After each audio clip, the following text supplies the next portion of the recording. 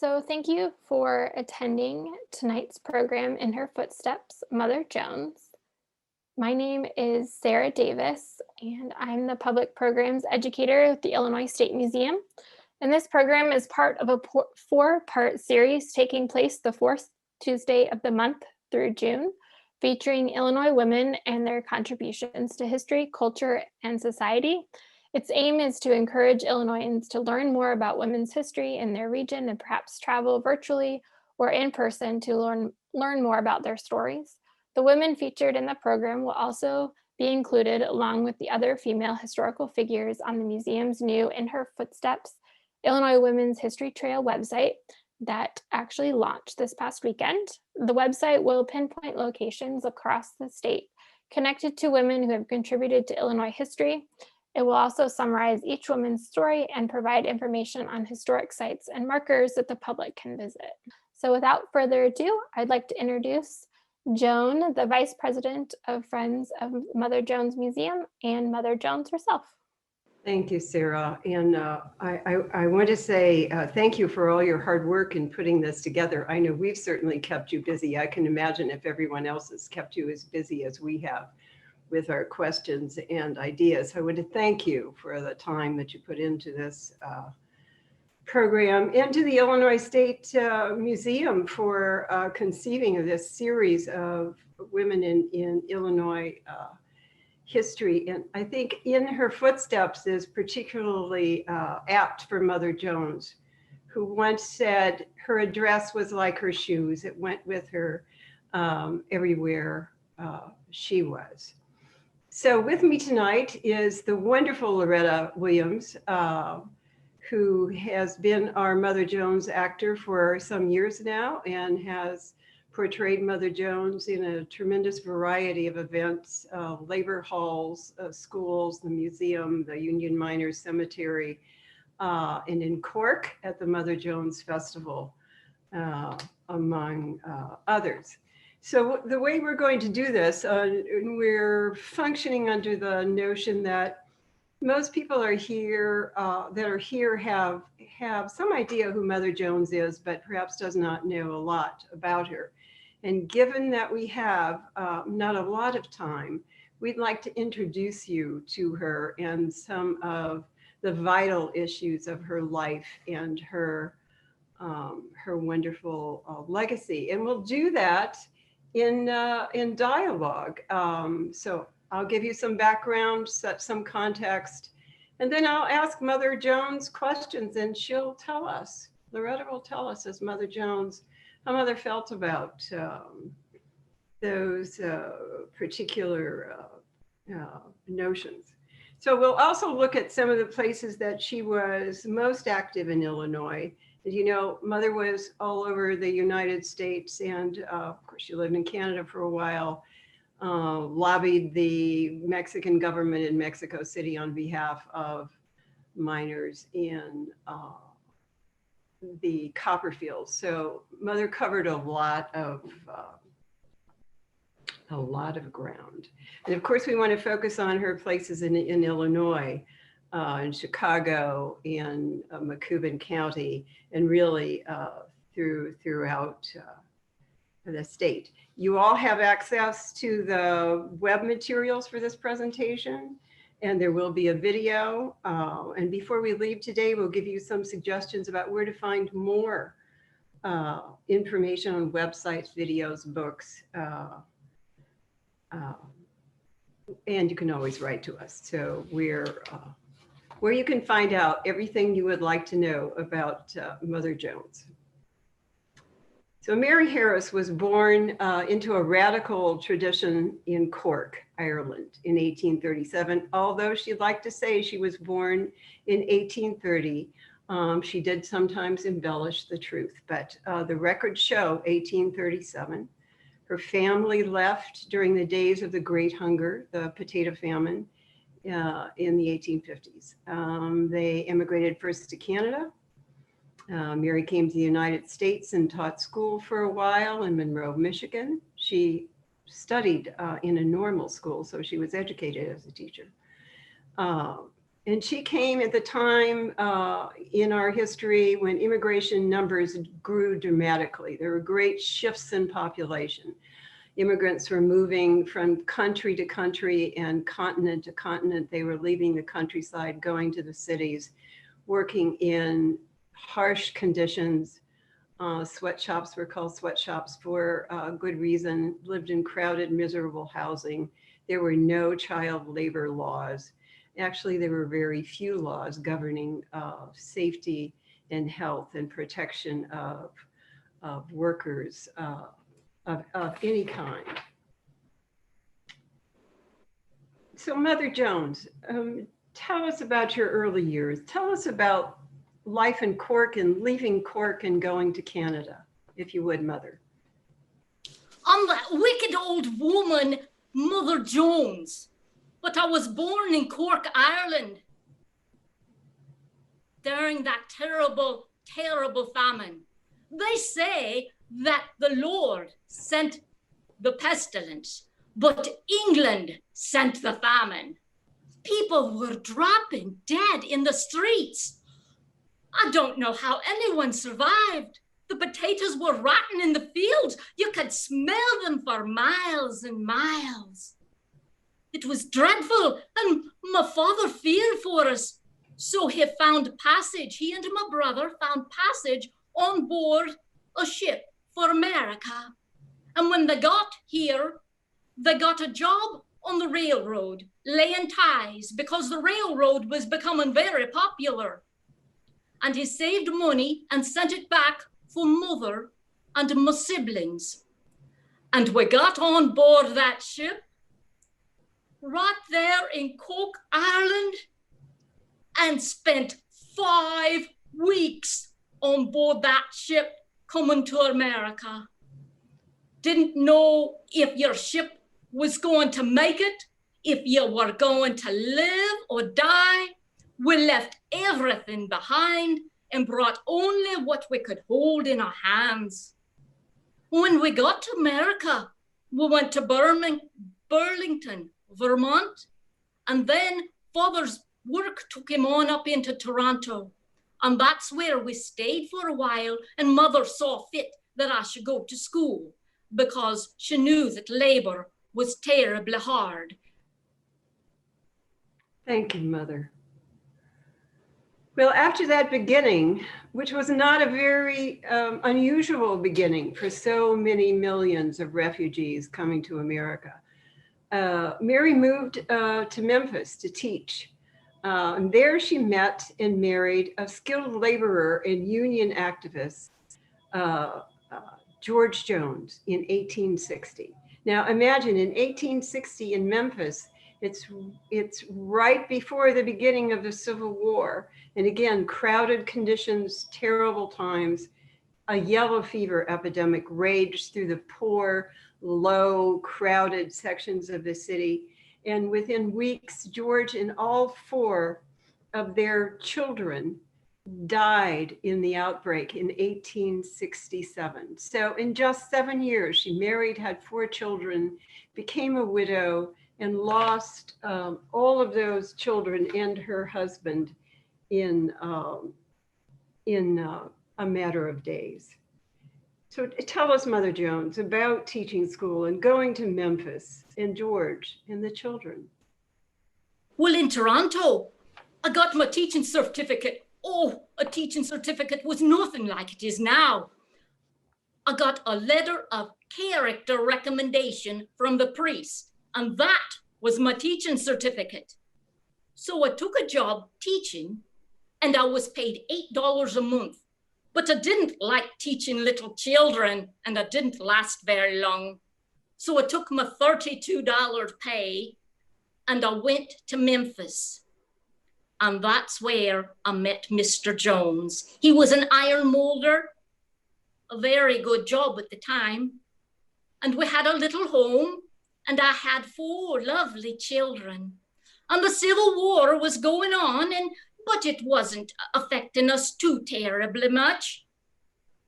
And then after the war, there was yellow fever, and it took took us by storm, that they told us that it was coming, but we didn't really believe it. And we were really amazed. We had no place to flee, no place to go when it started to come into the neighborhood. And so we stayed in our homes, and one by one, my children all died in my arms. It's a dreadful disease. It's dreadful. And I would wash their little bodies and wrap them and set them out on the stoop at night, because the wagon came to collect the bodies. We couldn't even bury them. They would collect the bodies and take them away. And my husband died the very same week, and I was left alone and penniless there in Memphis. And afterwards, the iron molders had a wonderful service for him. They were buried. All my children and my husband were all buried in a mass grave somewhere. And when I got enough money together from the iron molders, from my husband's last check, I went to Chicago. I didn't want to stay in Memphis. Thank you, Mother. Well, we know that Mary moved to Chicago and started a very successful dressmaking business.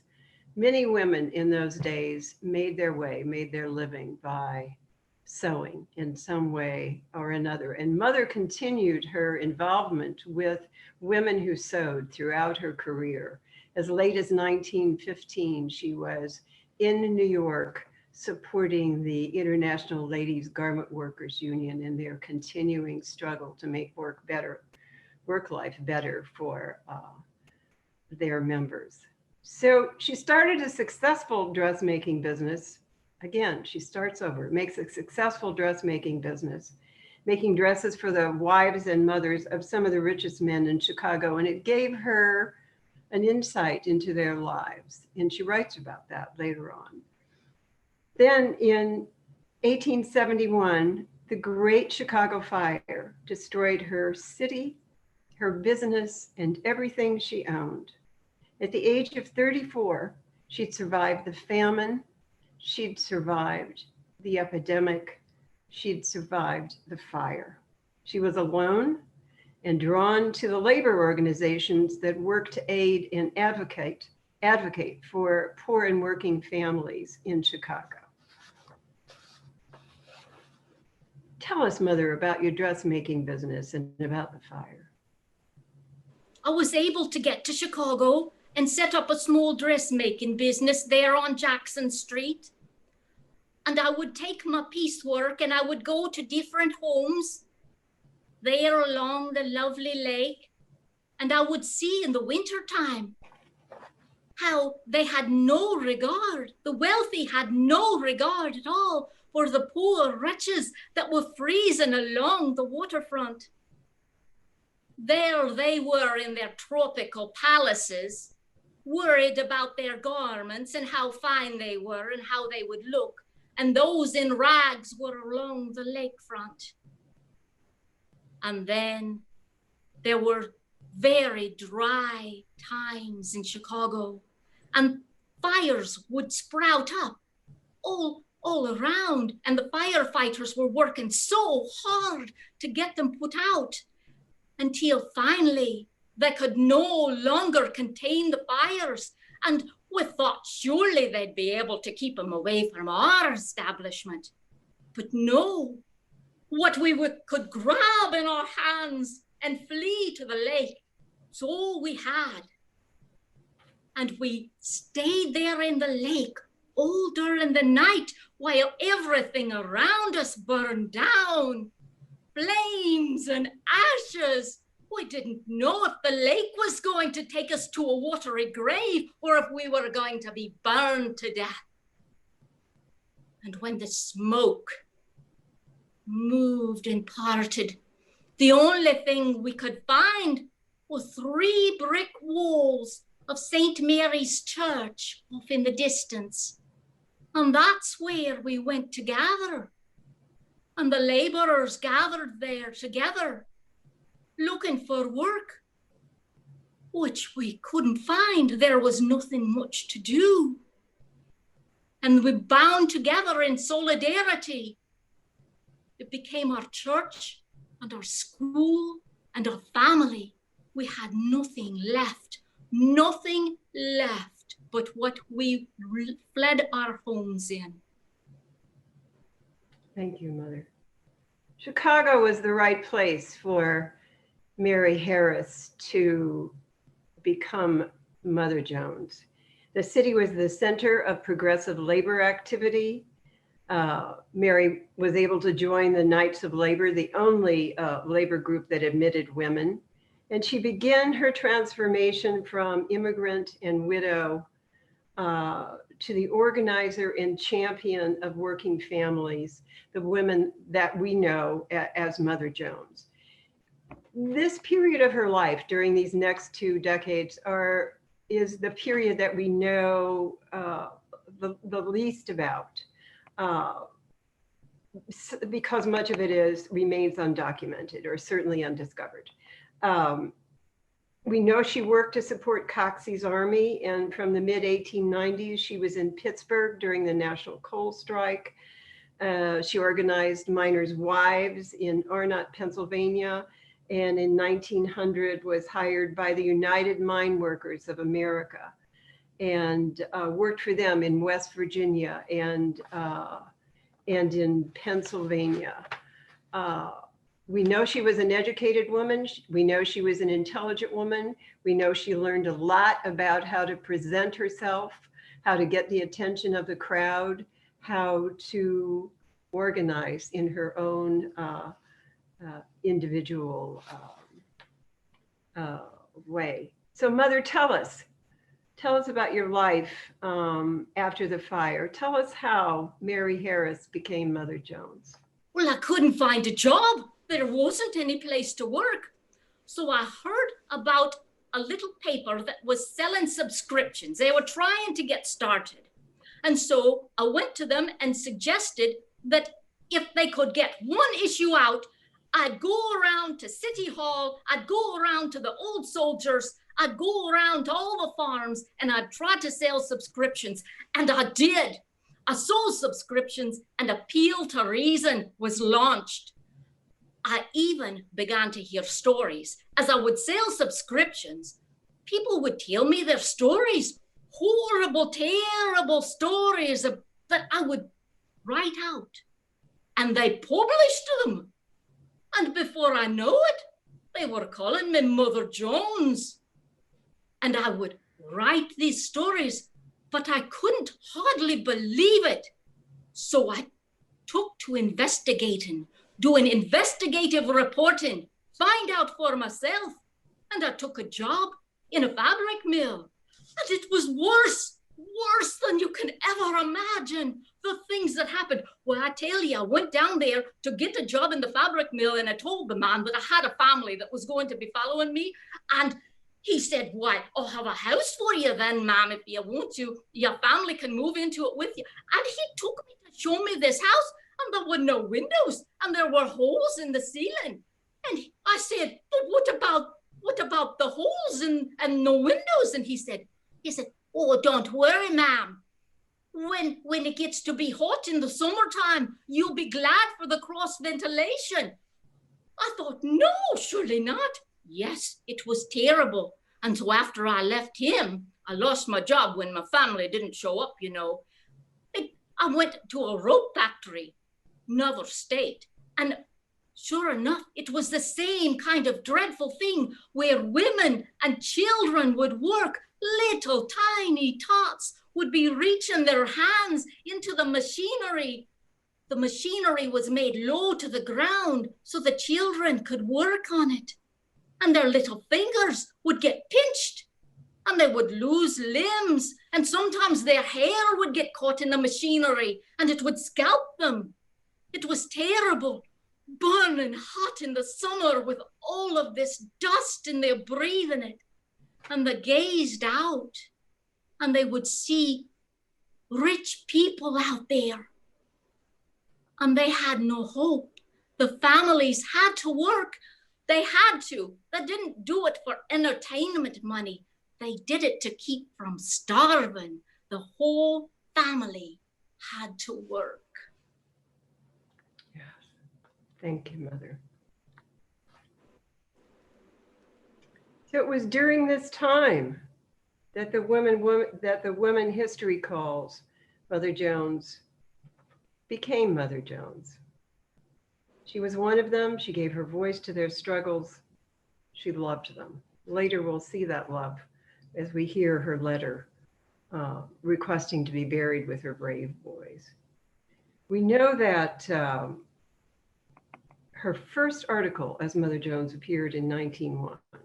And in 1903, she led a march of young child textile mill workers from Philadelphia to the summer home of President Roosevelt, Theodore Roosevelt, 125 miles in all.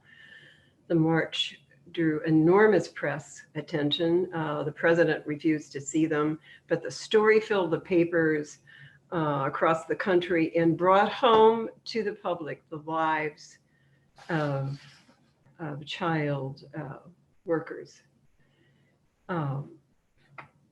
Tell us a little bit about that march, Mother. Oh, I got together 100 children, if you can imagine. Some of their parents came with us. They had their little kit bags, and as we traveled, we would stop at different places, and sometimes the farmers would let us stay in their barns. In the mornings, they'd let us swim in the creeks, in the ponds, and we marched all the way. Some of the people that came with us turned out to be not so very good, and so we sent them packing. And the children that could make it, we even would occasionally get to ride on a train to rest our weary feet. And when I finally got to New York, I took them to Coney Island. They'd never seen such a thing in their life, and they had a grand day. All along the way, we would stop and put on skits for the different people, and they would pass around a flag and put monies in it, which was like pats in the hat to help support our way along. They were wonderful children, and they were so thankful to be out of the mills and the mines for a while.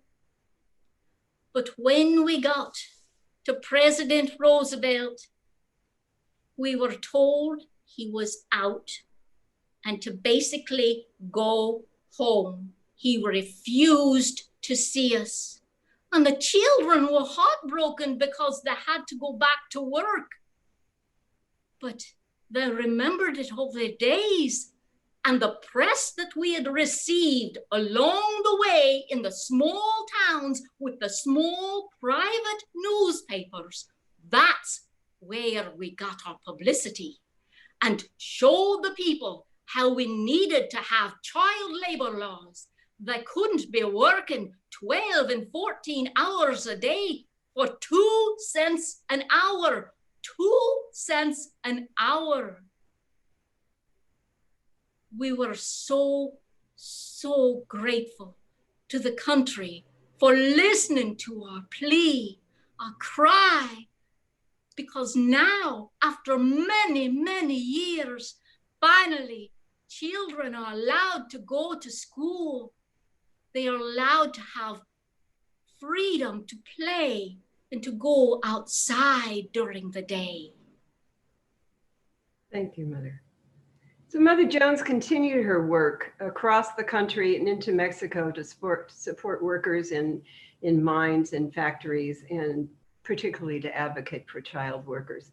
She returned to Illinois many times to aid in labor campaigns. In 1917, she was in Bloomington to support workers in a streetcar strike, and in Joliet in 1918, when women organized in a wallpaper factory. She returned to Chicago many times to agitate for workers in the Great Steel Strike. Mother Jones' last public organizing efforts were in Chicago for cigar factory workers and shoemakers in 1919. She ended her days living with friends in Washington, D.C. and Maryland, where she died November 30th, 1930. She was the champion of working families and child laborers. She had great affection for Illinois, especially for the miners of Macoubin County. The hero of the Battle of Verdun, English immigrant Alexander, called the General Bradley, was her friend. Historian John Kaiser states that she often stopped in Mount Olive to visit with her friend as she rode from strike meeting to strike meeting on the railroad. Verdun became a seminal event for the development of the United Mine Workers. And there was, out of that, the organization of the first and only union-owned cemetery in the United States, the Union Miners Cemetery. And you'll see the banner behind Mother. That's the banner of the cemetery that hangs in our museum in Mount Olive, as does the one behind me.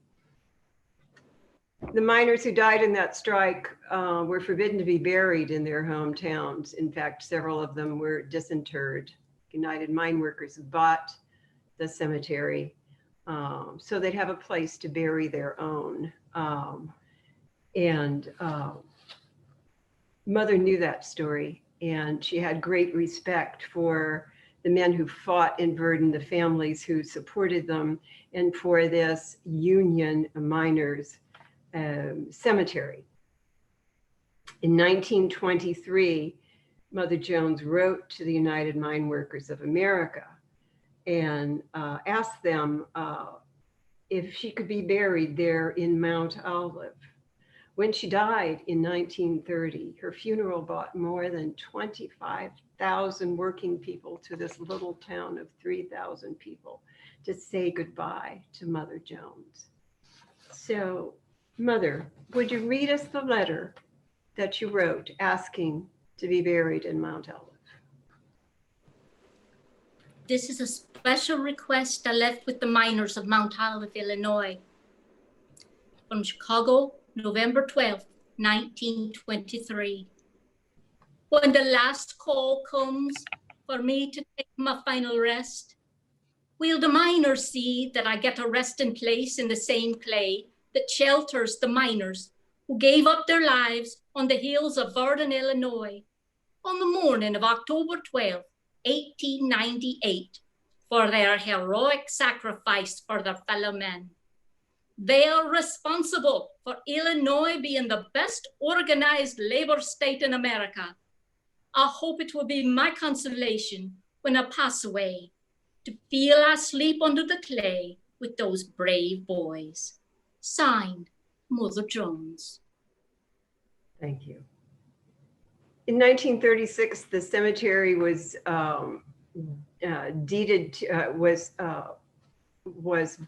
had been deeded, to the Progressive Miners, a union that had originated down the road from Mount Olive in Gillespie. And that group spearheaded the building of this great monument you see behind Mother's hat there. And there was an enormous celebration that again brought tens of thousands of people to celebrate the erection of the Mother Jones monument that is there today. Union leaders, advocates for justice of all kind still request to be buried with Mother Jones and General Bradley and the brave boys in the Union Miners Cemetery. And we continue to celebrate the Battle of Verdun, which led to the erection of the monument and the development of the cemetery, every October at the cemetery. We invite you to come along with us. We invite you to look at the references that Sarah has provided for you, and to contact us if you would like more information. We have docents that will take you to Verdun to show you the most beautiful monument you will ever see to coal mining history, to Gillespie, where they've just erected a wonderful historical marker to the Progressive Miners and the Women's Auxiliary, to the Union Miners Cemetery, and to the museum. And we come to you. Mother still still follows her shoes wherever they take her, and she performs all around. So we look forward to hearing from folks that are interested in Mother and her ongoing history. So why is she important? She's important because the battles remain. The story goes on. Her life, her work are important because they're still relevant to everything that's happening in our country and the world today. So we leave the last word to Mother Jones. Matter what race, creed, or political banner you stand under, we're all laborers and we have to stand together in solidarity. If we don't, there's no hope for any of us. I long to see the day when the laborers will rise up and show the world what the workers can do. Pray for the dead, but fight like hell for the living. Thank you, Mother.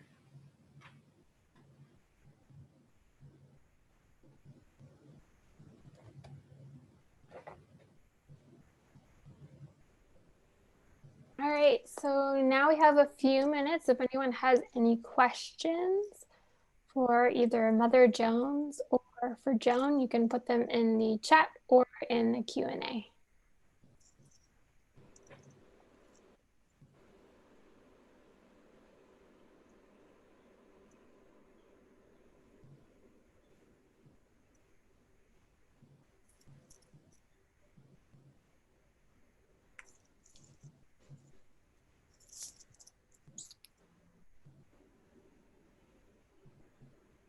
So we have one question here. What do you think Mother Jones would think of the world today?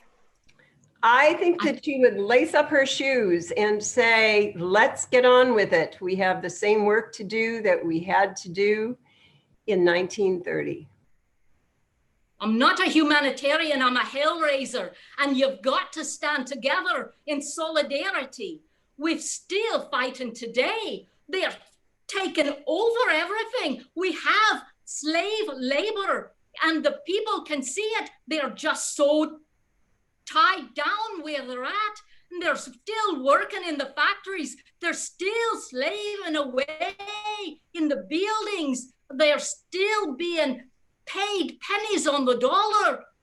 That's the same thing, but we need a strong leader, someone that will take us and lead us through these terrible times, to take us in solidarity and strengthen our unions, that will give us a strong middle class. Okay, so another question. Was Mother Jones's income only from the United Mine Workers or other sources?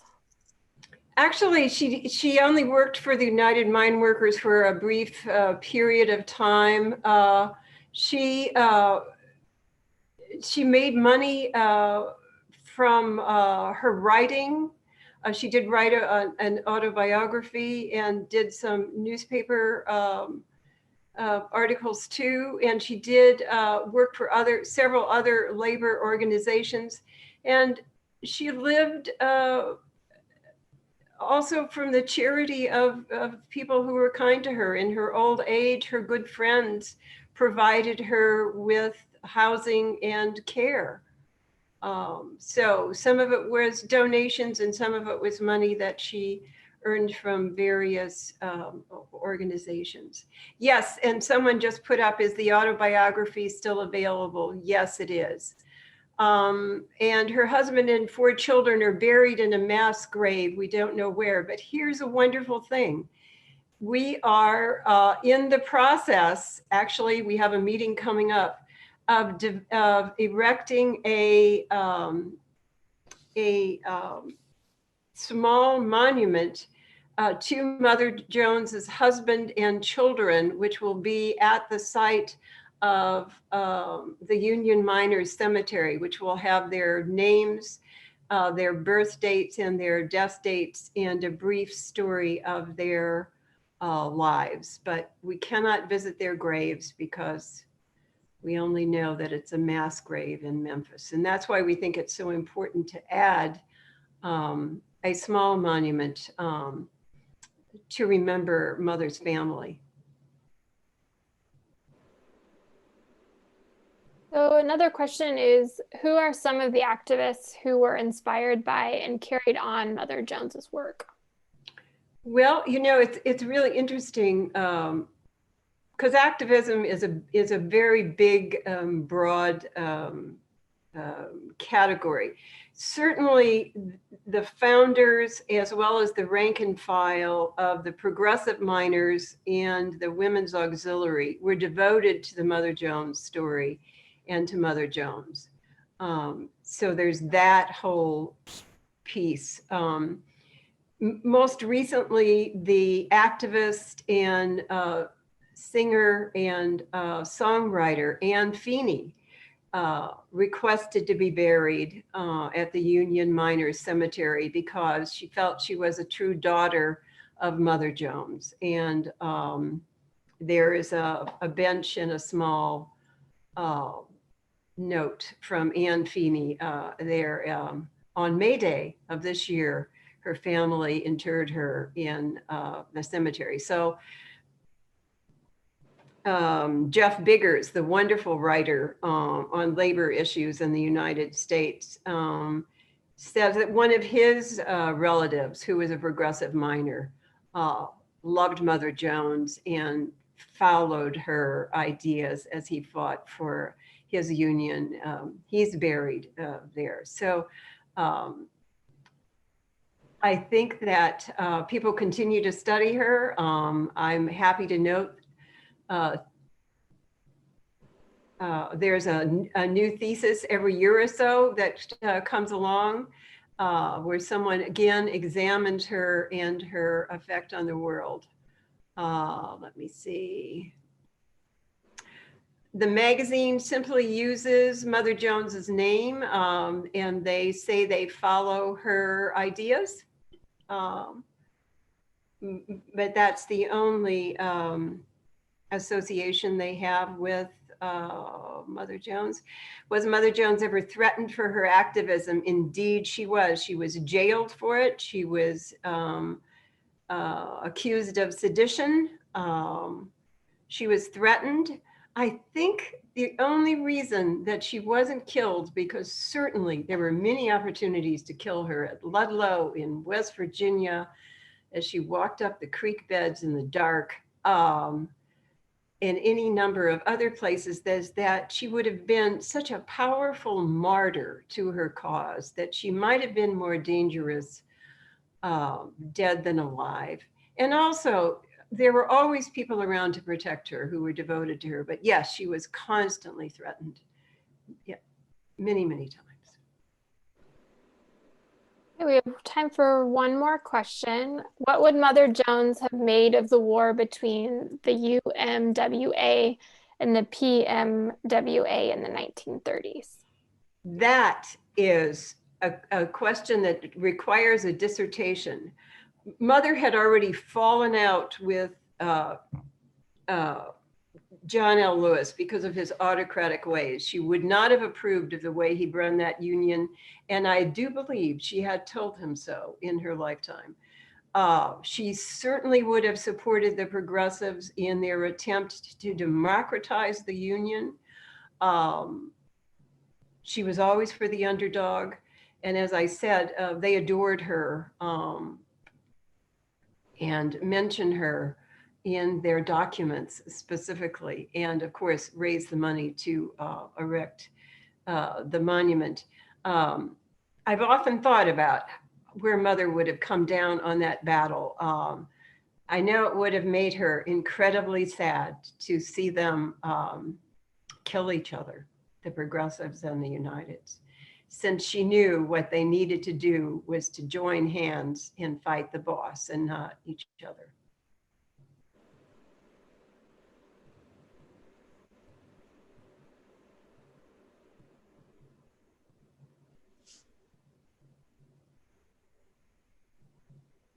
All right, thank you for attending the program tonight. Next month's program is In Her Footsteps. Ida B. Wells is June 22nd from 6:30 to 7:30. You can register for the event on our website, and I'm posting the link for that in the chat now.